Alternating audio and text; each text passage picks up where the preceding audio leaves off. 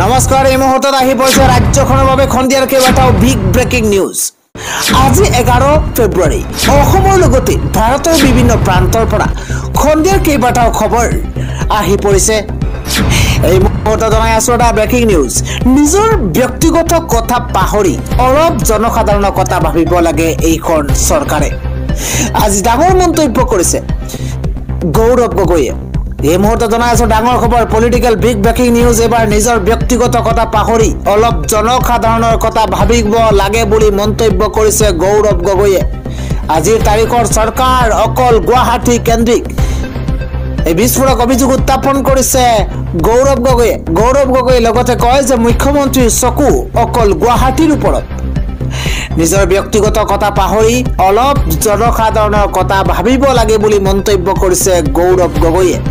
অকল গুৱাহাটীখনহে ডাঙৰ ডাঙৰ ঠিকাদাৰৰ সৈতে কাম কৰি মুখ্যমন্ত্ৰীৰে কৈ আছে কাম হৈছে বুলি, কিন্তু বাকী কোনো অঞ্চলত উন্নয়ন হোৱা নাই।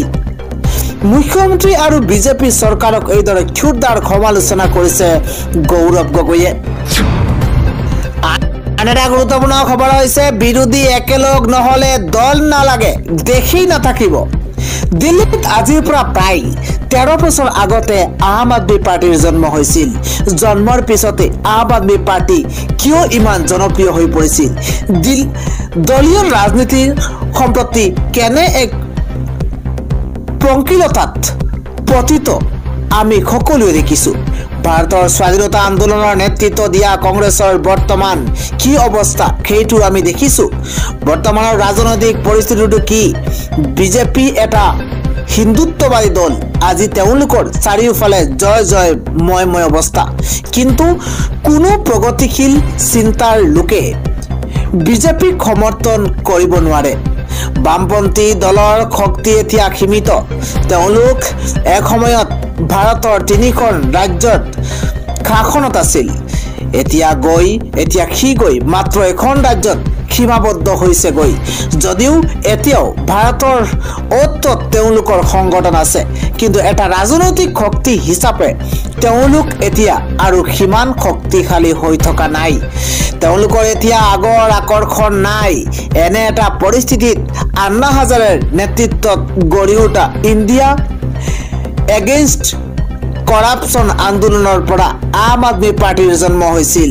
তাৰ মূল উদ্দেশ্য আছিল দুৰ্নীতিপৰায়ণ, ধনী আৰু স্বাৰ্থপৰ ৰাজনীতিকৰ পৰা ৰাজনীতিক মুক্ত কৰি কোনো মতাদৰ্শৰ দ্বাৰা প্ৰভাৱিত নোহোৱাকৈ জনসাধাৰণৰ কল্যাণৰ বাবে ৰাজনীতিক প্ৰয়োগ কৰা। কিমান সুন্দৰ কথা। ৰাজনীতি লেতেৰা বুলি কৈ যিবোৰ সৎ আদৰ্শৱান মানুহ ইমান দিনে ৰাজনীতিৰ পৰা আঁতৰি আছিল, তেওঁলোকৰ বাবে কি আকৰ্ষণীয় আছিল এই ৰাজনীতি? স্বাভাৱিকতে ৰাতাৰাতি আম আদমি পাৰ্টিৰ প্ৰতি মানুহৰ আকৰ্ষণ বাঢ়ি গৈছিল। সাংবাদিক, শিক্ষক, বহুজাতিক নিগমৰ পৰা সাধাৰণ মানুহলৈ দলে দলে মানুহ আহি আম আদমি পাৰ্টিত যোগ দিছিলহি। তেওঁলোক সকলো এক বিকল্প ৰাজনীতিৰ অনুসন্ধান কৰি আম আদমি পাৰ্টিৰ ওচৰ চাপিছিলহি। আম আদমি পাৰ্টিৰ পইচাৰ অভাৱ হোৱা নাছিল। মানুহে সকলো ফালৰ পৰা আম আদমি পাৰ্টিক সহায় কৰিছিল। তেওঁলোকৰ পুঁজিলৈ দান বৰঙণি আগবঢ়াইছিল। প্ৰচলিত পাৰ্টিবোৰ আম আদমি পাৰ্টিৰ হঠাৎ হোৱা এই উত্থানত বিমূঢ় হৈ পৰিছিল। তেওঁলোকে তাৰ কোনো ব্যাখ্যা বিচাৰি পোৱা নাছিল, কিন্তু সাধাৰণ মানুহৰ বাবে আম আদমি পাৰ্টি আছিল এছাটি বিশুদ্ধ মলয়া। কেজৰিৱালৰ সেই নীলা ৱেগনাৰখনৰ কথা আমাৰ এতিয়াও মনত নাই জানো? বাকী পাৰ্টি বাদ বিজেপিৰ দৰে ৰাজনৈতিক দলেও দিল্লীত আম আদমি পাৰ্টিৰ লগত ফেৰ মাৰিব পৰা নাছিল। আম আদমি পাৰ্টিৰ প্ৰথমখন চৰকাৰে ৰাইজৰ কাৰ্যসূচী এখনৰ বাস্তৱ ৰূপ দিব বিচাৰিছিল। আন এটা খবৰ হৈছে তুৰ্কীৰ ৰাষ্ট্ৰপতিৰ মন্তব্য। বিশ্বৰ কোনো শক্তিয়ে পেলেষ্টাইনৰ মাতৃভূমি কাঢ়ি দিব নোৱাৰে। এই মুহূৰ্তত জনাই আছো ডাঙৰ খবৰ, ব্ৰেকিং নিউজ। এইবাৰ বিশ্বৰ কোনো শক্তিয়ে পেলেষ্টাইনী মাতৃভূমি বেদখল কৰিব নোৱাৰে। এই মন্তব্য তুৰ্কীৰ ৰাষ্ট্ৰপতি ৰিচেপ তাইপ এডগনেৰ প্যালেষ্টাইনেৰ মাতৃভূমি কোনে কাঢ়ি নিব নোৱাৰে বুলি মন্তব্য কৰিছে এডগনেৰ এছিয়াৰ 3খন দেশ ভ্ৰমণৰ প্ৰাক মুহূৰ্তত সাংবাদিকৰ সন্মুখত এই ডাঙৰ মন্তব্য কৰিছে কোনো শক্তিয়ে গাজাবাসীৰ প্ৰাচীন মাতৃভূমি কাঢ়ি দিব নোৱাৰে প্ৰাচীন মাতৃভূমিৰ পৰা কোনেও বাহিৰ কৰি দিব নোৱাৰে আমেৰিকাৰ নতুনকৈ অহা প্ৰশাসন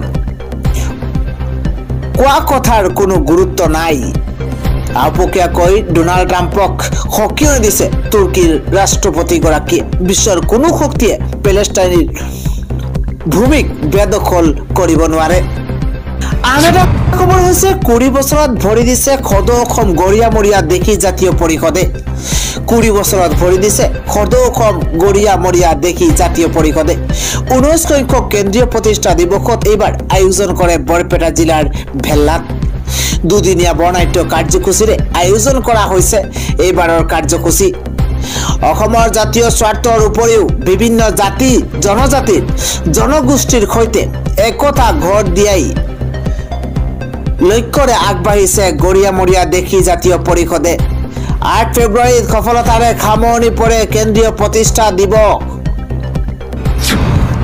আন এটা খবৰ হৈছে কটক এদিনীয়া ৰোহিত শৰ্মাই এক উজ্জ্বল শতক অৰ্জন কৰি টিম ইণ্ডিয়াক এক আচৰিত জয় প্ৰদান কৰিছে দীৰ্ঘদিন ধৰি দুৰ্বল ফৰ্মত থকা ৰোহিতে অৱশেষত সেই ইনিংছ খেলিছে যাৰ বাবে তেওঁ পৰিচিত ইংলেণ্ডৰ বিৰুদ্ধে মাত্ৰ 90টা বলত 119 ৰানৰ ইনিংছ খেলে ভাৰতীয় অধিনায়কগৰাকীয়ে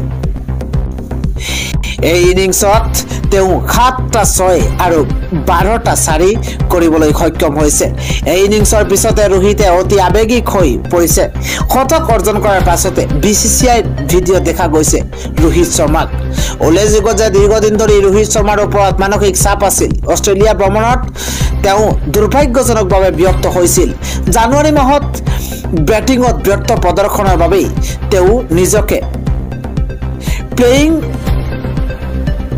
11ৰ পৰা বাদ দিছিল অষ্ট্ৰেলিয়াৰ বিৰুদ্ধে শেষৰখন টেষ্টত অংশগ্ৰহণ কৰাও নাছিল কিন্তু কটকত ৰোহিতৰ এই প্ৰদৰ্শনে সকলোকে উপযুক্ত উত্তৰ দিছে টিম ইণ্ডিয়াৰ